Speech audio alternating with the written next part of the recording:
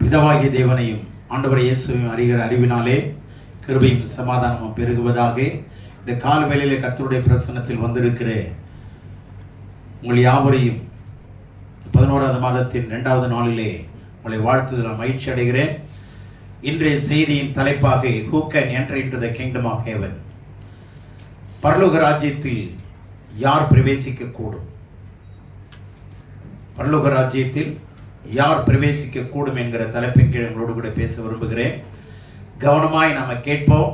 இந்த செய்தி ஆன்லைன் மூலமாய் கேட்கிற உள்ளங்களையும் இல்லங்களையும் கர்த்தர் தாமே ஆசீர்வதிப்பாராக. ஆமென். இந்த வசனம் இந்த தலைப்பின் கீழே சொல்லப்படுகிற வார்த்தைகளை கவனமா கேளுங்க, அதை உள்வாங்குங்க, அதை அனுபவமாக்குங்க. அறிவடையறதுக்கு மாத்திரம் வேதம் சொல்லலைங்க, இதை படிச்சு அறிவடைங்க. அதுக்கு மாத்திரம் இல்லை, அடைந்த அறிவை அனுபவமாக்க வேண்டும். அடைந்த அறிவை அனுபவமாக்க வேண்டும். அதுக்குதான் கடவுள் நமக்கு எழுதி கொடுத்திருக்கிறார். வெறும் வசனத்தை வாசிச்சுட்டு கேட்டுட்டு விட்டுட்டு போறதுக்கு இல்லை. நம்முடைய அன்றாட வாழ்க்கையில் என்ன செய்யணும்? அனுபவமாக்க வேண்டும், அபியாசப்படுத்த வேண்டும். அல்லேலூயா. அதற்காக நீங்க பிரயாசப்படுங்க, அறிவடைங்க, அனுபவமாக்குங்க, அபியாசப்படுத்துங்க, ஆசீர்வதிக்கப்படுங்க. உங்களால மற்றவர்களும் ஆசீர்வதிக்கப்படுவார். அல்லேலூயா. இதுதான் தேவனுடைய நோக்கம். ஆகவே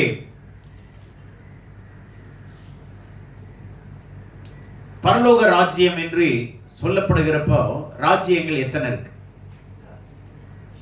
அப்படிங்கிறத சொல்லி நான் விளக்குறேன். கிங்டம் எத்தனை வகையானது? ராஜ்யம்னா ஆளுகை, அரசாட்சி. எத்தனை விதமான ஆளுகை? ஒன்று பரலோக ராஜ்யம், இரண்டாவது தேவனுடைய ராஜ்யம், மூன்றாவது சாத்தானுடைய ராஜ்யம். 3 types of kingdoms. ஒன்று பரலோக ராஜ்யம், 2 தேவனுடைய ராஜ்யம், 3 சாத்தானுடைய ராஜ்யம். Kingdom of God, Kingdom of Heaven and Kingdom of Satan. இந்த ஒரு ராஜ்யம்னா ஆளுகிறவர்கள் இருப்பாங்க, ஆட்சி செய்பவர்கள் இருப்பாங்க. ஆக இந்த பரலோக ராஜ்யத்திலும் தேவனுடைய ராஜ்யத்திலும் ஆளுகிறவர் நம்முடைய பிதாதான். சாத்தானுடைய ராஜ்யத்தை ஆளுகை செய்கிறது சாத்தான். இந்த உலகத்திலே 2 விதமான ராஜ்யங்களும் இருக்கிறது. தேவனுடைய ராஜ்யமும் இருக்கிறது, பிசாசனுடைய ராஜ்யமும் இருக்கிறது. அதாவது தேவனுடைய ஆளுகையும் உண்டு, பிசாசனுடைய ஆளுகையும் உண்டு. இந்த பிசாசின் ஆளுகை உலகம்தான். அவனுடைய வேலை செய்யற இடம் எதுதான்? உலகம்தான். அந்த உலகத்திலிருந்து அழைக்கப்பட்டு பிரிக்கப்பட்டவர்களாய் சபைக்குள்ள வருகிறவங்க தான் கடவுளுடைய ராஜ்யத்துக்குள்ள வருகிறோம். இப்ப புரிஞ்சுச்சா? இப்ப ராஜ்யம் என்பது என்னன்னா ஆளுகை. ஆளுகைக்குள்ள என்ன இருக்கு? எது வச்சு ஆளுகை செய்யறாங்க அப்படின்னா அவங்களுடைய அழகை வச்சு இல்ல, அவங்களுடைய அந்தஸ்தை வச்சு இல்ல. அதிகாரத்துக்கு வந்துட்டாங்கன்னா, ஒரு பதவிக்கு வந்துட்டாங்கன்னா, ஆளுகிறவர்களாய் மாறினாங்கன்னா அவங்களுக்கு அதிகாரம் இருக்கும், ஆளுகை செய்யற திறமையும் இருக்கும். சரிங்களா? அப்போ ஆளுகைங்கிறதுனா அதிகாரமும் ஆளுமையும் இணைந்த இடம்தான். அதிகாரமும் பவர் அண்ட் அத்தாரிட்டி. இது எல்லா ராஜ்யத்திலுமே இருக்கு. சரி, இப்போ பரலோக ராஜ்யம்னா என்ன? அந்த ராஜ்யத்துக்கு நம்ம எப்படி போக முடியும்? யார் தான் போவாங்க, எப்படிப்பட்டவங்க போவாங்க அப்படிங்கிறத வேதம் தெளிவுபடுத்துகிறது. ஆண்டவர் இயேசு ரொம்ப அழகா சொல்லித்தரார். பரலோக ராஜ்யம்னா என்னன்னா தேவன் வாசம் பண்ணுகிற இடம். வானாதி வானங்களிலே தேவன் வாசம் பண்ணுகிற இடம். அங்கதான் மரித்த பிற்பாடு நியாய தீர்ப்புக்கெல்லாம் பின்னாடி அவருடைய ஜனங்கள், அவரை ஏற்றுக்கொண்டவர்கள், உண்மையாய் வாழ்ந்தவர்கள், எந்தெந்த தகுதின்னு பார்ப்போம், அவங்க கடவுளோடு கூட சேர்ந்து வாழ்கிற இடம் தான் பரலோக ராஜ்யம். அங்கே ராஜ்யத்தில் யார் ஆளுகை செய்யினா பிதாவானவர், தேவதூர்கள் இருப்பார், தேவகுமாரன் இருப்பார், பரிசுத்தாவியான் இருப்பார், நாம இருப்போம். அப்போ கடவுளோடு கூட நித்தியமாய் வாசம் பண்ணுகிற இடம் தான் பரலோக ராஜ்யம். பரனுடைய தேவாதி தேவனுடைய ராஜ்யம், பிதாவுடைய ராஜ்யம். இதெல்லாம் நம் மரணத்திற்கு பிறகே நடக்க போகிற விஷயம். அப்ப அங்கே யார் போவா? கிறிஸ்தவங்க எல்லாரும் போவாங்களா? அதுல எத்தனையோ பிரிவுகள் இருக்கு. அதுல இருக்கிறவங்க எல்லாரும் போகலாமா? போக முடியுமா? யார் தான் போக முடியும்? அல்லது இந்த பிரிவினர் மாத்திரம்தான் போக முடியுமா? எத்தனை பிரிவு இருக்கா? உதாரணமா ஆர்சி இருக்கு, சிஎஸ்ஏ இருக்கு, இசிஏ இருக்கு, மெத்தடிஸ்ட் இருக்கு, பெந்தகோஸ்தே சபை இருக்கு, அதுல 1000 பிரிவு இருக்கு. இப்ப இதுல எல்லாரும் யாரு தான் போவாங்க அப்படின்னு சொன்னா, இந்த பிரிவுகள் எல்லாம் விட்டுருங்க. பிரிவுகள் எல்லாம் மனுஷனால் கொண்டு வரப்பட்டது. சபைங்கிறது ஒன்றுதான், அது தேவனால் உண்டாக்கப்பட்டது. அந்த சபைக்குள்ள யாரு இருப்பாங்க அப்படின்னா, மத்தேயு 7ஆம் அதிகாரம் 21, 22.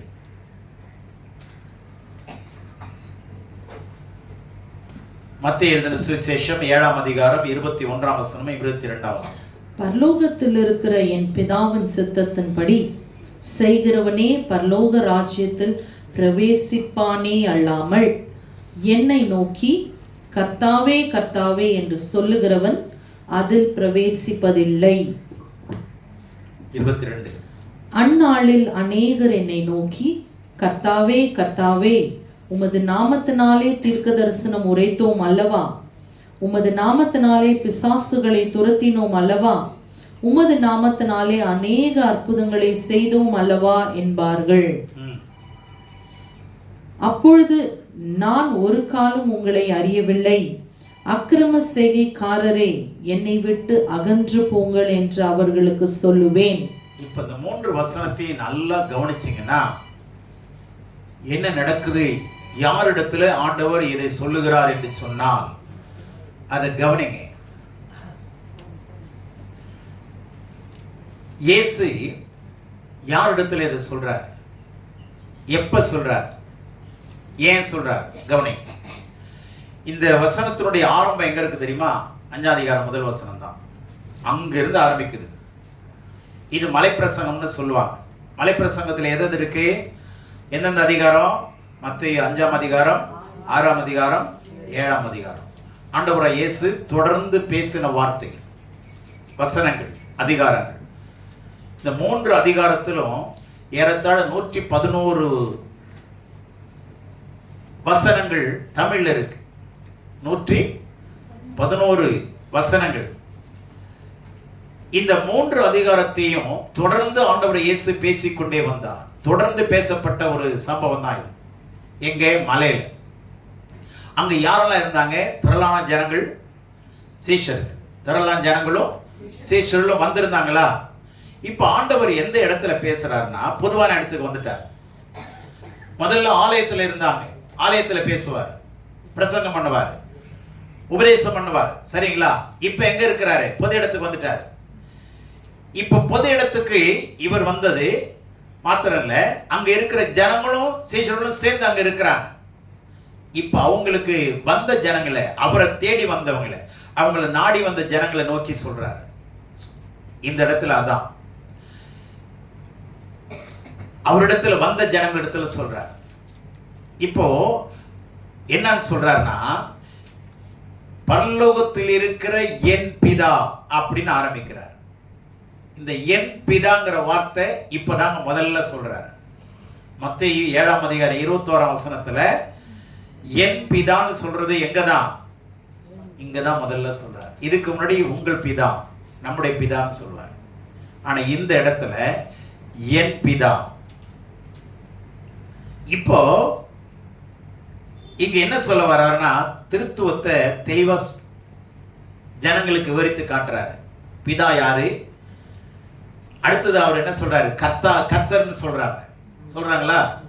அப்புறம் என்னை நோக்கின்னு 22ஆம் வசனத்துல சொல்றாரு. என்னை நோக்கின்னு தெளிவா சொல்றாரா?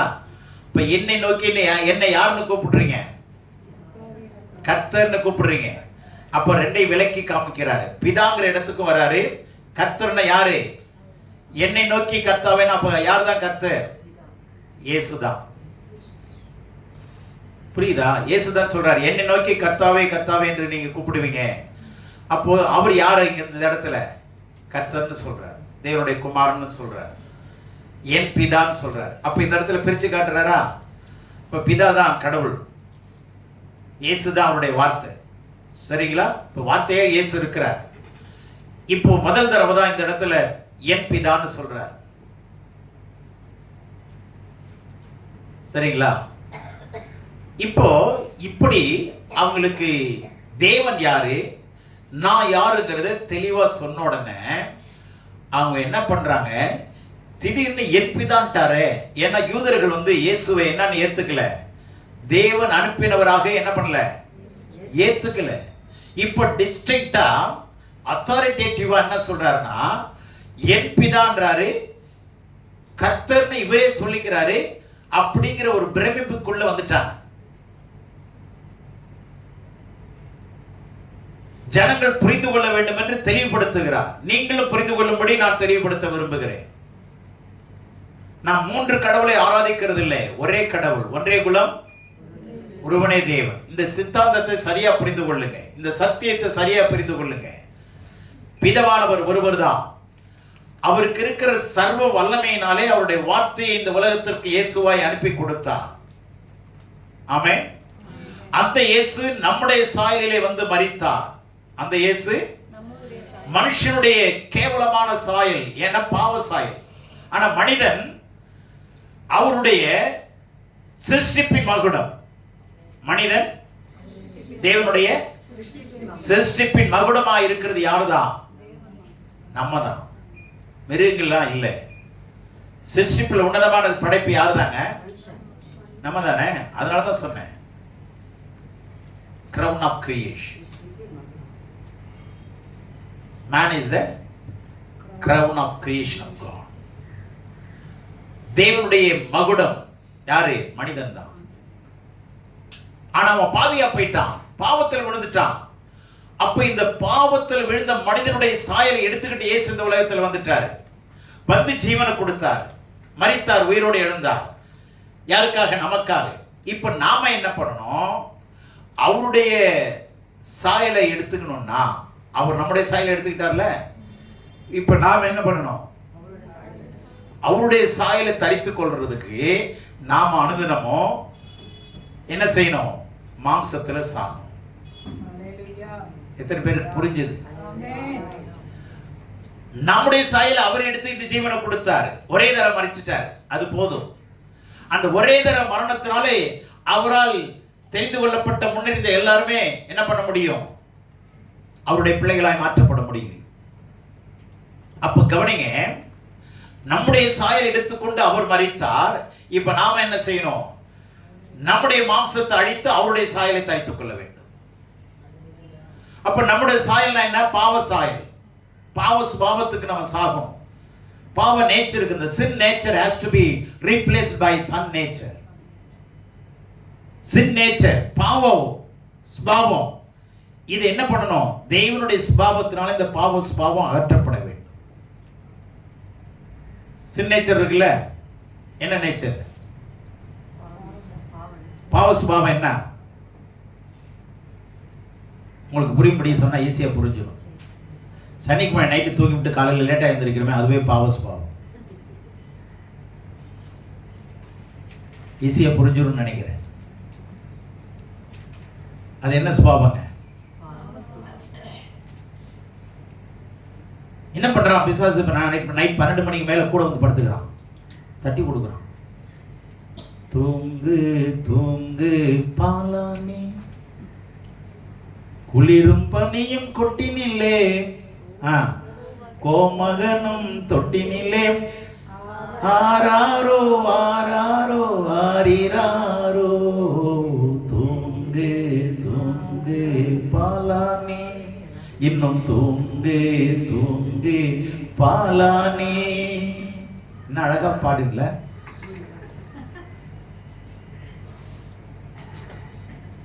வந்து சூடா படுத்துக்கிறாங்க பக்கத்துல.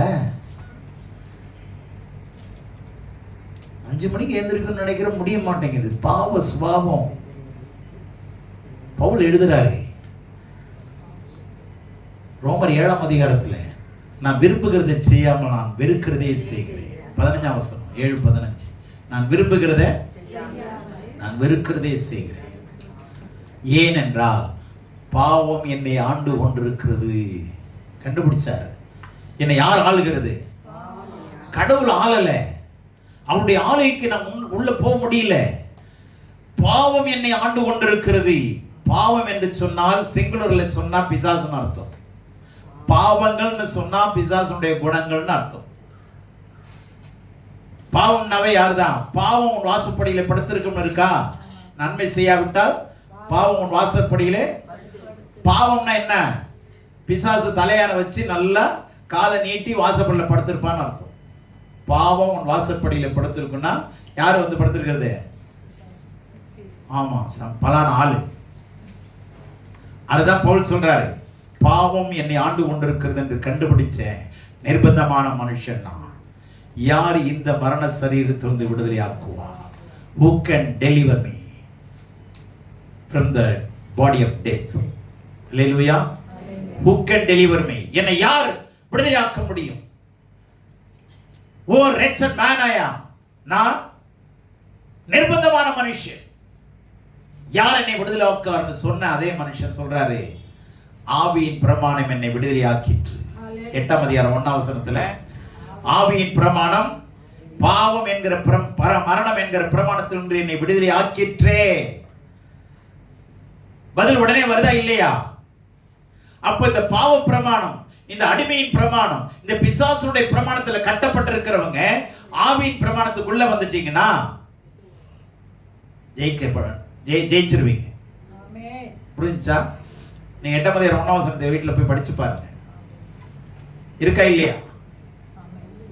கிறிஸ்து இயேசுவினாலே ஜீவனுடைய ஆவியின் பிரமாணம் என்னை பாவ மரணம் என்பவைகளின் பிரமாணத்தினின்று விடுதலை ஆக்கும் இருக்கா?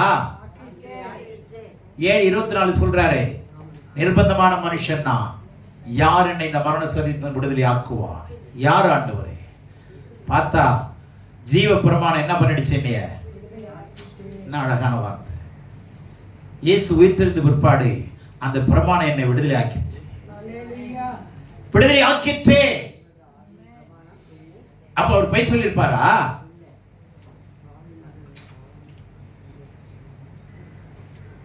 நல்ல கவனிங்க. விடுதலை ஆக்கிற்றே டெலிபரேட்டா சொல்றாருங்க. பாவம் மரணம் என்பவைகளின் பிரமாணம். பிரமாணம்னா அது ஒரு, அதாவது கட்டளை. இன்னை இருந்துதான் ஆகணும். நீ போகக்கூடாது. 3 வருஷம் நீ வேலை செஞ்சுட்டு தான் போகணும். அந்த பாண்ட் இருக்குல்ல, அதுதான்.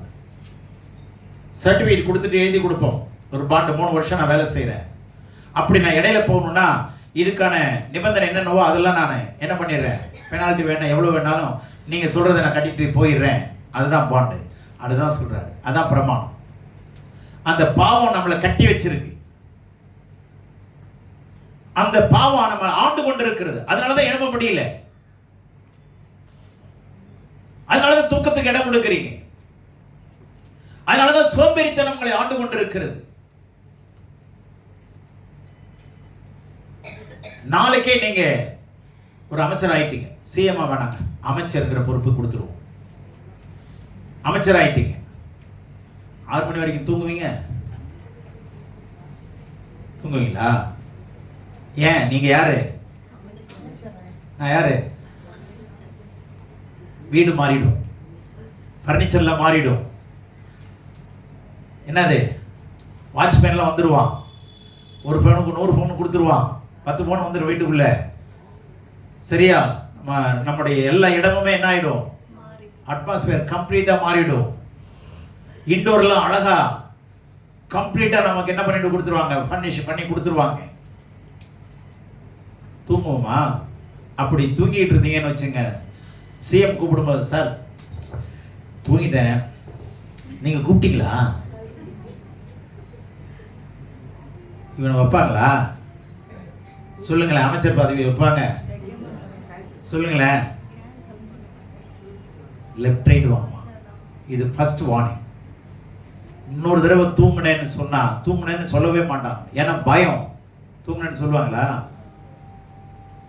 அதுக்கு சாக்கு நம்பாளுங்க என்ன சொல்லுவாங்க, போன் வேலை செய்யலைங்க. தூங்கிட்டேன்னு சொல்லக்கூடாது, போனை நான் ஆஃப் பண்ணிட்டேன்னு சொல்லக்கூடாது. தப்பிக்கிறதுக்கு என்ன வழி பண்ணணும்? போன் ரிப்பேர் ஆயிடுச்சு சார். பாவ பிரமாணத்தில் இருக்கிறோம், ஏமாத்திட்டு இருக்கிறோம், நடிச்சிட்டு இருக்கிறோம், நம்மை நாமே என்ன பண்ணிட்டு இருக்கிறோம், திருப்தி ஆகிட்டு இருக்கிறோம். இதாவது நம்ம செய்யறோமே, லேட்டாவது போறோமே, அது கூட போகாம எத்தனை பேர் இருக்கிறான்? அதுல ஒரு கொண்டாட்டம். போகாம எத்தனை பேர் இருக்கிறான்? நான் போறேனே, அதாவது போறேனே, அதையாவது பாரியா. வராம எத்தனை பேர் இருக்கிறாங்க? ஆனா நானே வரல. வரது சந்தோஷம் இல்லைன்னு நான் சொல்லல. நீங்க முழு ஆசீர்வாதத்தை பெறணும், அதுதான் சந்தோஷப்படும். ஆமென். நீங்க முழுவதும் ஆசீர்வதிக்கப்படும். ஆகவே இயேசு என்ன பண்ணாருன்னா, நம்முடைய சாயலை எடுத்து அவர் மரித்தார். நான் மறுபடியும் உங்க உள்ளத்துல பதிவு பண்ண விரும்புறேன், நாம அவருடைய சாயலை எடுத்துக்கொள்ளும்படி நாம் அனுதினமும் சாக வேண்டும். பவுல் சொல்றாரு, I am dying daily. நான் தினந்தோறும் அன்றாடம் நான் என்ன செய்றேன்? அனுதினமும் சாகுறேன். I am dying daily. நம்ம என்ன பண்றோம்? நம்ம டையிங். அவரு சாகரத்தை பத்தி சொல்றாருங்க. நம்மால அது என்ன அழகான அறிவுங்க. பவுலும் அவர் என்ன பண்ணாரு? அவரும் டையிங் தான் சொன்னாரு, நானும் டையிங். எதுக்கு டை அடிக்கிற? பொண்ணு கல்யாணம் வரைக்கும். உன்னையா மாப்பிள்ளை பார்க்க வரான்? உன் பிள்ளை தானே, அதுக்கு நீ ஏன் அடிக்கிற? பொண்ணு பார்க்க வர்றது யாரு? அவன் வீட்டு பிள்ளைய. டை அடிக்கிறது யாரு? அம்மா அப்பா. ஏன்னா இவங்க கெத்து காட்டணுமா? சௌந்தரியமும் அழகும் வீண். சௌந்தரியம் வஞ்சனை உள்ளது, அழகு வீணுங்க. கொஞ்சம் நல்ல பச்சை மட்டை என்ன ஆகிடும்? பழுக்குதான் போகுது. பச்சை மட்டை ஆயத்திலிருந்து சொல்லுங்களேன், பழுக்க தாங்க போகுது. சரியா? சரி, நீங்க உறுத்திங்க. ஆனா ஆண்டவருடைய கட்டளையை நம்ம கீழ்ப்படிறது தான் முக்கியம். இப்ப என்ன சொல்ல வரார் கவனிங்க, டைம் இல்லை, ரொம்ப சீக்கிரம் முடிக்கிறேன். இயேசு யாருன்னு காட்டுறார், நான் தான் கர்த்தர். தெளிப்படுத்துறோன்னு கொஞ்சம் அவங்களுக்குள்ள பெருமை வந்துருச்சு. என்னடா அது, என் பிதாங்கிறாரு, இது வரைக்கும் உங்கள் பிதானாரு, இப்ப யாரு? சொந்தம் கொண்டாடுறாரு இவரு. என்ன பிதாவுக்கு இவருக்கு ஒரு இணைப்பு காட்டுறாரு. அப்ப பிதா யாரு இவர் யாருன்னெல்லாம் போட்டு அவங்க என்ன பண்றாங்க? ஒரே பெருமை பாயிருச்சு. இப்ப என்ன சொல்றாரு தெரியுமா? நீங்க பரலோகத்துக்கு வரணும்னா தெளிவா சொல்றாரு பாருங்க, என் சித்தத்தின்படி, பரலோகத்தில் இருக்கிற என் பிதாவின் சித்தத்தின்படி செய்கிறவன் எவனோ. நீங்க வந்திருக்கிறீங்க, சந்தோஷம். இவரு தொடர்ந்தேச்சியா பேசிட்டே வராருங்க. எத்தனை மணி நேரங்கிறத உட்கார்ந்துருந்தாங்க பாருங்க மலையில. எவ்வளவு நாள், ஒரு நாளா 2 நாளா தெரியாது, தொடர்ந்து பேசிக்கொண்டே இருக்கிறார். அல்லது காலையிலிருந்து மாலை வரைக்கும் வச்சுக்கல. சரியா? காலையிலிருந்து மாலை வரைக்கும் நாள் கணக்குல நமக்கு வேதத்துல சொல்லல. காலையிலிருந்து மாலை வரைக்கும் பேசிட்டே இருக்கார், கேட்டுட்டே இருக்கிறார். அப்ப வேற சொல்லிட்டே இருக்கிறார். அப்படி வரும்பொழுதுதான் திடீர்னு சொல்றாரு, என் பிதாவுடைய சித்தத்தின்படி செய்கிறவனே பரலோகத்திலே பிரவேசிப்பானே அல்லாமல். அப்ப யாருடைய சித்தத்தின்படி செய்யணும்? பிதாவுடைய சித்தத்தின்படி செய்யறவங்க. கவனிங்க, நாம ஆண்டவருடைய பிள்ளைகளை வந்துட்டோம். இப்போ ஒரு கம்பெனியில் சேர்ந்துட்டீங்க, ஒரு அலுவலகத்தில் சேர்ந்துட்டீங்க, ஒரு பெரிய கம்பெனியில். அப்ப அங்க வந்த உடனே அங்க எப்படி வேலை செய்யணும், எத்தனை மணிக்கு வரணும், எத்தனை மணிக்கு போகணும், எவ்வளவு சம்பளம், எவ்வளவு இன்சென்டிவ், இதெல்லாம் நமக்கு இது கணக்கு பண்ணி கொடுத்துருவாங்களா இல்லையா? நெட்டில் அனுப்பிடுவாங்கல்ல. உள்ள போனோடனே, சார் இந்த வேலையில விட எனக்கு வேற வேலை தெரியும்னு சொன்னீங்கன்னா உனக்கு எடுத்தவன் யாருன்னு கேட்பான். உன்னைய எடுத்த HR யார் கூப்பிடு கேட்பாங்களா இல்லையா? என்ன சொல்றீங்க? இப்ப உள்ள போனோடனே அவ விருப்பத்தின்படி செய்யணுமா இல்ல அலுவலகத்தின் விருப்பப்படி செய்யணுமா? எந்த நோக்கத்திற்காக எடுக்கப்பட்டீர்களோ அந்த நோக்கத்தை தான் நீங்க செய்யணும். இதுதான் ஆண்டவர் சொல்றார். நீங்க எல்லாருமே உள்ள வந்திருக்கிறீங்க அல்லது என்கிட்ட வந்திருக்கிறீங்க, சந்தோஷம். ஆனா நீங்க விரும்புறதை செய்யக்கூடாது. நீங்க உங்க விருப்பத்தை கடவுளுடைய ராஜ்யத்தில் செய்யக்கூடாது. என் பிதா என்ன விரும்புறாரோ அதைதான் நீங்க செய்யணும். புரிஞ்சுச்சா? இப்போ நம்ம அழைத்தவருடைய விருப்பத்தை நம்ம தெரிஞ்சிருக்கிறோமா, நம்ம விருப்பத்தின்படி வாழ்ந்து கொண்டிருக்கிறோமா? கொஞ்சம் யோசனை பண்ணுங்க. ஒரு அலுவலகத்துக்கு போனா சட்டதிட்டங்கள் இருக்கு இல்லையா? சட்டதிட்டங்களை டெய்லி தான் கடைபிடிச்சு ஆகணும். எப்பயாவது நம்ம கடைபிடிக்கிறேன்னா முடியாது. தினந்தோறும் நம்ம கடைபிடிச்சாகும். அது மாதிரி தினந்தோறும் நம்ம இதை செத்துக்கிட்டே இருக்கணும். எதுக்கு? மாம்ச இச்சைகளுக்கு, மாம்ச எண்ணங்களுக்கு, மாம்ச கிரியைகளுக்கு. அதனால ரோமர் 12:8-13 சொல்லுது, ஆவியினாலே மாம்சத்தின் கிரியைகளை அழித்தால் வாழ்வீர்கள். ஆவியினாலே, ஆமா, ஆவியானுடைய உதவி கொண்டு மாம்சத்தினுடைய எண்ணங்கள், மாம்சத்தினுடைய எண்ணங்கள். சரி, கொஞ்சம் என்ன பண்ணலாம், ஒரு 5 நிமிஷம் தூங்கிடலாம். எண்ணங்கள் வருதா? கடைசியில் அது 1/2 மணி நேரம் தூங்கிடுறோமா? லேட் ஆயிடுதா? அப்போ அங்கே சின்ன ஒரு பாவம் வந்துருதா, இடையூறு வந்துருதா, தடைகள் வருதா? காரணம் என்ன? மாம்சத்துக்கு. இதுதான் என்ன பண்ணணும்? ஆவியானவரை கொண்டு படுக்கும் போதே, பரிசுத்த ஆவியானவரே, தேவனுடைய சமூகத்தில் நான் படுக்க போறேன். காலையில் அலாரம் வச்சிருக்கிறேன் 4:30க்கு. ஆனா 4:25க்கு நீங்க தட்டுங்க. கான்சியஸோட படுத்துருங்களேன்.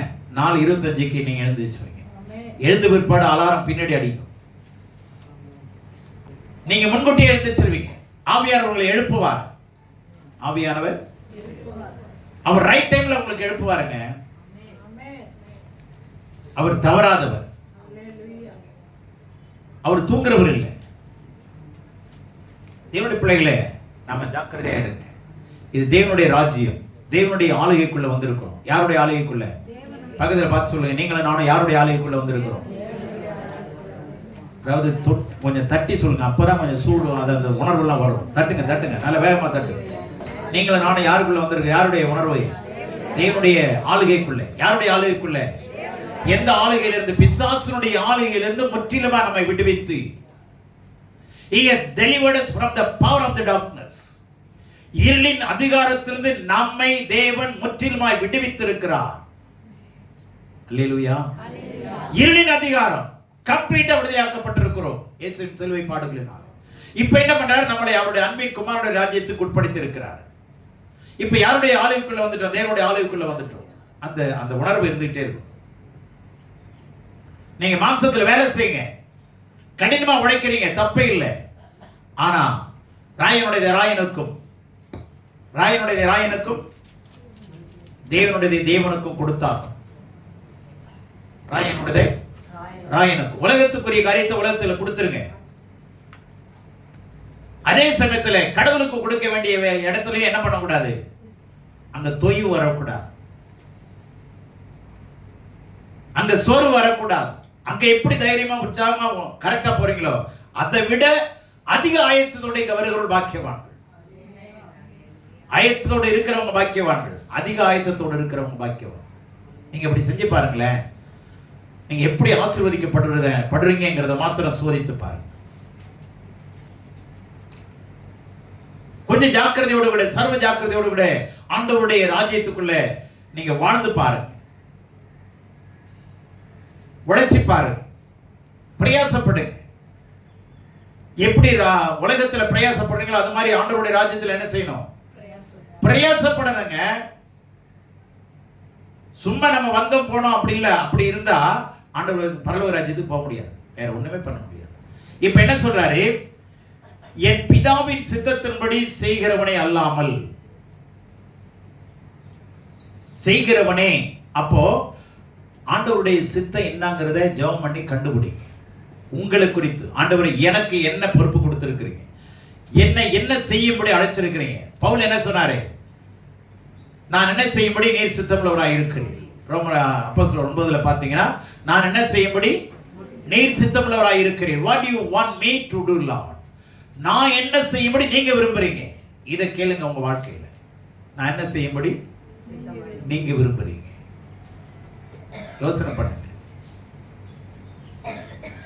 நான் விரும்புறதை செய்யணும் ஆண்டவரே, ஜெபம் பண்ண ஆண்டவரே ஆசீர்வதிங்க. நான் விரும்புறதை, நான் இங்க போறேன், நான் இதை செய்ய போறேன், நான் இந்த ஊழியத்தை செய்யறேன் பண்ணுங்க. ஆனா கடவுளுடைய சித்தமான பார்த்து பண்ணுங்க, இல்லைன்னா கடைசியில மாட்டிக்குவோம். இப்ப என்ன சொல்றாரு? நல்லா கவனிங்க. அப்போ பரலோக ராஜ்யத்துக்கு போகணும்னா மறுபடி பிறக்கணும். ஒண்ணு, பரலோக ராஜ்யத்துக்கு போகணும்னா, மரித்த பிற்பாடு ஆண்டவரோடு போகணும்னா மறுபடியும் என்ன பண்ணணும்? பூமியில சபைக்குள்ள இருக்கும்போதே என்ன பண்ணணும்? மறுபடி பிறக்கிறதுனா என்ன? வசனத்திலையும் அவருடைய அபிஷேகத்திலையும் ஆவியிலையும் நிரம்பி இருக்கணும். வசன அறிவுடையவர்களா இருக்கணும். எனக்கு வசனம் படிக்க நேரம் இல்லை, வசனம் ஆராய்ச்சி பார்க்க நேரம் இல்லை, வசனத்துக்கு கீழ்ப்படிய நேரம் இல்லை, நான் சும்மா வந்துட்டு போறேன் அப்படின்னா வந்துட்டு போங்க. ஆனா எதுக்குள்ள பிரவேசிக்க முடியாது, போகவே முடியாது. முதல்ல இங்க இருக்கிற கடவுளுடைய ராஜ்யம், தேவனுடைய ராஜ்யம், கிங்டம் ஆஃப் காட். அதுதான் அந்த கிங்டம் ஆஃப் காட். என்ன? வசனத்தினால ஆவியானவர் நிரம்புறது தான். அதான் யோவான் 3:3 5ஆம் வசனத்துல சொல்லுது. இப்ப கடவுளுடைய வசனத்தை அறியலன்னா, சரியா புரிந்து கொள்ளலன்னா, அதை முழுவதும் கற்றுக்கொள்ளாதவர்கள், வேதத்தை முறைப்படி கற்றுக்கொள்ளாதவர்கள். இப்போ ஒரு லாயர்னா லா கண்டிப்பா படிச்சாகணுமா இல்லையா? எத்தனாவது செக்ஷன், எத்தனாவது, அதுல ஏயா பியா படிக்க தெரியுமா, தெரிஞ்சுக்கணுமா இல்லையா? இப்ப சட்டமே படிக்கலன்னா அவங்க லாயரா? சட்டமே படிக்கலன்னா அவங்களுக்கு லாயர்னு கூப்பிடுமா? கிடையாது. அப்ப வேதத்தை சரியா நீங்க புரிந்து கொள்ளலன்னா கடவுளை உங்களால புரிந்து கொள்ள முடியாது. அப்ப கடவுளுடைய திட்டத்தையும் உங்களால புரிந்து கொள்ள முடியாது.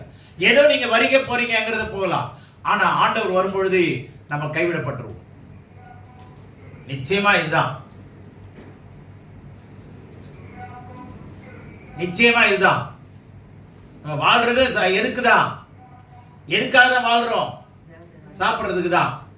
இடியாப்பம், புட்டு இதெல்லாம் வாங்கி தின்னுட்டு என்ன பண்ணலாம்? ஆண்டவர் வரும்போது கைவிடப்பட்டுருவோம். ஒரு மனுஷன் பிறக்கிறது சாப்பிட்றதுக்காக பிறக்கலங்க, பிறந்ததுக்காக சாப்பிடணும். புரிஞ்சுச்சா? சாப்பிட்றதுக்காகவே பிறந்தான்னு சொன்னா அர்த்தமே வேற. பிறந்ததுக்காக சாப்பிட்டுக்கணும். சரியா? அதுபோல கடவுள் எதுக்காக அடைச்சாருன்னா அவருடைய சித்தத்தை செய்யறதுக்கு தான், உங்க விருப்பத்தை செய்யறதுக்கு இல்லை. ஆமென். அப்போ முதல்ல மறுபடி பிறக்கணுங்க. ஒண்ணு அப்படின்னு என்ன? மறுபடி பிறக்கிறதுனா என்ன? இன்னும் கொஞ்சம் ஈஸியா சொல்றேன். உங்களுடைய சுபாவம் மாறணும். வசனத்தை படிக்க படிக்க உங்க பழைய சுபாவம் மாறிடும். பழைய சுபாவம் வசனத்தை படிக்க படிக்க என்னாகும்? பழைய சுபாவம் மாறிடும். பழைய எண்ணங்கள் மாறிடும். பழைய அதாவது நடவடிக்கைகள், பழைய பேச்சு முறை, இது எல்லாமே என்ன பண்ணும்? வசனத்தின்படி மாறிடுது.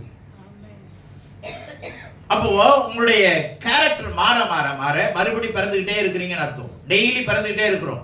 தாயின் வீட்டில் பிறந்தது ஒரு தடவை தான், ஆனா டெய்லி ஆண்டவருடைய கருத்தின்படி நம்மளை என்ன பண்ணிக்கணும்? மாத்திக்கிட்டே வரணும். நான் அலட்சியமா இருக்கக்கூடாது, இனிமே ஜாக்கிரதையா இருக்கணும். நான் கீழ்ப்படியாம இருக்கக்கூடாது, இனிமே கீழ்ப்படியணும்.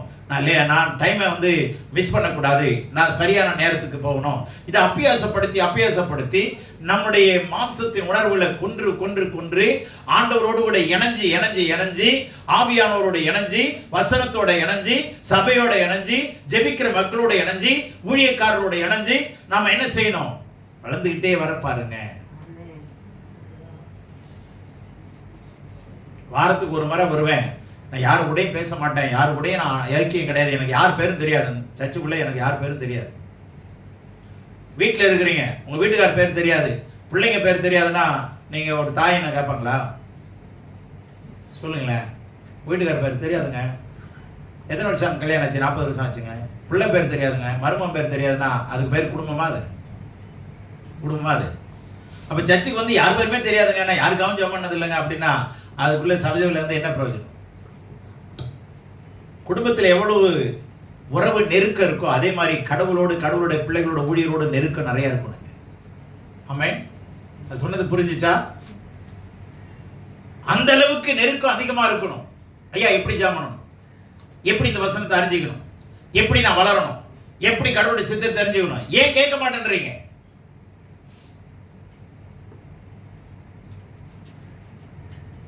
வாத்தியாரோட தொடர்ந்து பயணிக்கிற ஒரு மாணவன் கண்டிப்பா ஃபர்ஸ்ட் ரேங்க்ல வந்துடுவான். வீட்டுக்கு போனாலும் சாரி சார் டிஸ்டர்ப் பண்ணிட்டேன், இந்த கணக்கு எப்படி சார்,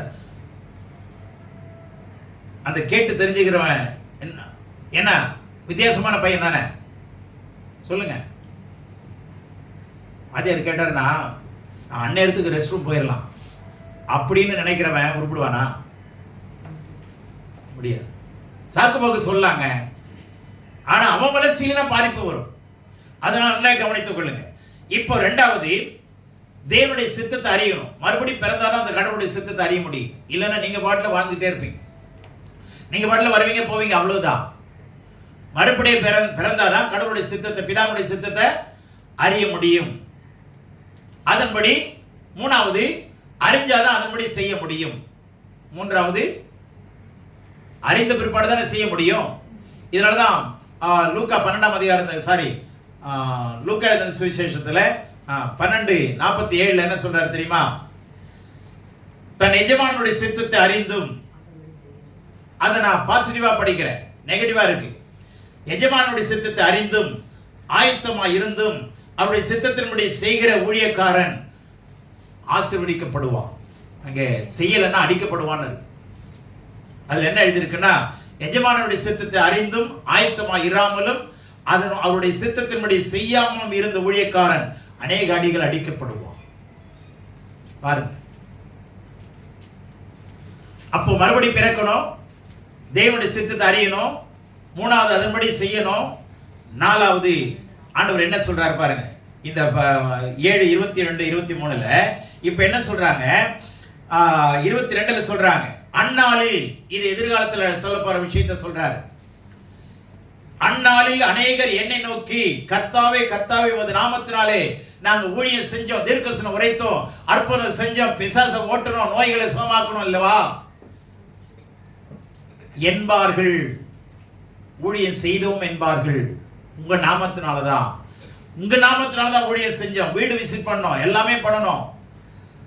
அப்பொழுது நான், அவரை சொல்றார், நான் ஒரு கால் உங்களை அறியவில்லை, அக்கிரம செய்யக்காரரை என்னை விட்டு அகன்று போங்கள் என்று அவர்களுக்கு சொல்லுவே. எதிர்காலத்தில் சொல்றார் பாருங்க. அப்ப என்ன சொல்றார்? நியாய தீர்ப்ப சொல்றார். இந்த இடத்துல என்ன சொல்றாரு? நான் தான் நியாயம் தீர்க்க போறேன். தெளிவா புரியுதா? நீங்க இந்த மாதிரி சொல்லுவீங்க, எதிர்காலத்துல சொல்றாரு. இப்போ நிகழ்காலத்துல எதிர்காலத்துல நடக்க போறத சொல்றாரு. நீங்க சொல்லுவீங்க, அப்போ உங்க நாமத்தினாலதான் கர்த்தாவே கர்த்தாவே உங்களோட நாமத்தினாலதான் ஊழியம் செஞ்சோம், ரைட்டு. ஆனா அக்கிரம செய்யக்காரரேன்னு நான் சொல்லுவேன். ரெண்டாவது, நான் உங்களை அறியேன்னு சொல்லுவேன். மூணாவது, என்னை விட்டு அகன்று போங்கள், கெட் லாஸ்ட், என் முன்னாடி நிக்காத, ஏன்னா என் பிதாவுடைய சித்தத்தை நீங்க செய்யல. புரிஞ்சுச்சா? நியாய தீர்ப்ப சொல்றாரு. நல்லா கவனிங்க. நமக்கு நியாய தீர்ப்பு இருக்கு. இந்த உலகத்தில் என்ன நம்ம செஞ்சோம், நம்ம இஷ்டப்படி வாழ்ந்தோமா, இந்த வாழ்க்கையில நம்ம தேவையெல்லாம் கேட்டுட்டு கிடக்கிறோம். இதெல்லாம் ஆண்டவர் ஏற்கனவே கொடுத்துட்டாரு, தேவையெல்லாம் கொடுத்துட்டாரு. விசுவாசிங்க, கற்றுக்கொள்ளுங்க, கடைபிடிங்க, மற்றவர்களுக்கு கற்றுக் கொடுங்க. கற்றுக்கொள்ளணும், கடைபிடிக்கணும், கற்றுக் கொடுக்கணும். அடுத்த சந்ததிக்கு சும்மா ஏனாதானோ எனக்கு ஒண்ணுமே தெரியாது, நான் சும்மா எனக்கு படிக்கல. படிக்காதவங்களாம் எத்தனை பேர் வேலை செய்யறாங்க? படிக்காதவங்க வேலை செய்யறாங்களா இல்லையா? உங்களை விட படிக்காதவங்க வேலை செய்யறாங்க, உங்க கம்பெனியில வேலை செய்யறாங்க, சம்பாதிக்க முடியும். படிக்கல நினைச்சுக்கிட்டு ஒன்றும் பட்டினியா இல்லைங்க. படிக்காதவங்க வேலை செஞ்சு சம்பாதிச்சு சாப்பிட்றாங்க. அப்போ படிக்கலனாலும் கடவுள்கிட்ட வாங்க, உங்களுக்கு அறிவை கொடுப்பார். 6:33 மத்தேயுல சொல்றாரு, என் நீதியும் தேவனுடைய ராஜ்யத்தை அவருடைய நீதியும் முதலாவது தேடுங்க, அப்படி எல்லாம் நான் உங்களுக்கு சேர்த்து தரேன். உங்களுக்கு எல்லாமே நீங்க விரும்புறதை சேர்த்து தரேன். ஆனா நீங்க என் சித்தத்தை செய்யுங்க.